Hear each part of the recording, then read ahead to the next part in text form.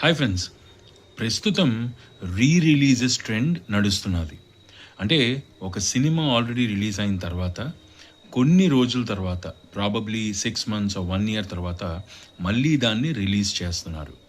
ఈ రిలీజ్ టైంలో ఏంటంటే చాలామంది మిస్ అయిన వాళ్ళు కావచ్చు, లేకపోతే ఫ్యాన్స్ కావచ్చు, రిలీజ్ అప్పుడు ఆ హంగామా చేసి సినిమాకి మళ్ళీ ప్రాఫిట్స్ తీసుకొస్తున్నారు. సో అలా ఆరెంజ్ సినిమా విషయానికి వస్తే, రిలీజ్ అప్పుడు పెద్దగా ఆడని ఆరెంజ్ రిలీజ్ అప్పుడు మాత్రం అద్భుతంగా ఆడింది. అలాగే మహేష్ బాబు గారి సినిమాలు కూడా చాలా బాగా ఆడాయి. పవన్ కళ్యాణ్ గారి సినిమాలు, ప్రభాస్ గారి సినిమాలు కూడా బాగా ఆడుతున్నాయి. అయితే నేను ఇప్పుడు చెప్పబోయే మూవీ పార్ట్ 1 బీభత్సమైన హిట్ అయింది, పార్ట్ 2 ఇంకా బీభత్సమైన హిట్ అయింది. అంటే సుమారు 1500 కోట్లు కలెక్ట్ చేసిందనమాట. గెస్ చేశారా సినిమా ఏంటో?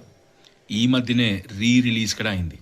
Yes, Baahubali the epic.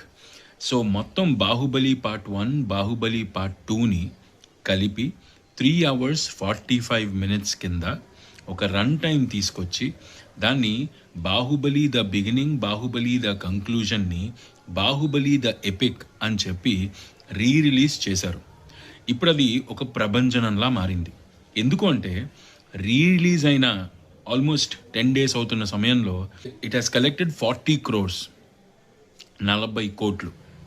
అయితే ఇందులో చెప్పుకోదగ్గ విషయం ఏంటి అంటే, ఫస్ట్ వీకెండ్ రిలీజ్ గ్రాసర్గా బాహుబలి ద ఎపిక్ నిలిచింది. అంటే రిలీజ్లో ఇంటర్స్టెల్లార్ అనే మూవీ 21 కోట్లు చేస్తే, బాహుబలి ద ఎపిక్ 24 కోట్లు చేసి ఇంటర్స్టెల్లార్ని కొట్టేసింది అనమాట. సో దీన్ని బట్టి మనకు అర్థమవుతుంది ఏంటంటే, ఆ లాంగ్ రన్లో ఇది 100 crores టచ్ అయ్యే అవకాశం ఉంది. ఇది గనక లాంగ్ రన్లో 100 crores టచ్ చేస్తే I'm sure it would definitely be one of the blockbusters. ఇలాంటి విజన్ ఉన్న రాజమౌళి గారికి హ్యాట్స్ ఆఫ్ చెప్తూ వీఆర్ వెయిటింగ్ ఫర్ SSMB 29. ఛానల్కి సబ్స్క్రైబ్ చేసుకోండి, మీ ఫ్రెండ్స్కి షేర్ చేయండి, కామెంట్స్ చేయండి, పక్కనే ఉన్న గంట సింబల్ కూడా కొట్టేయండి. Thank you.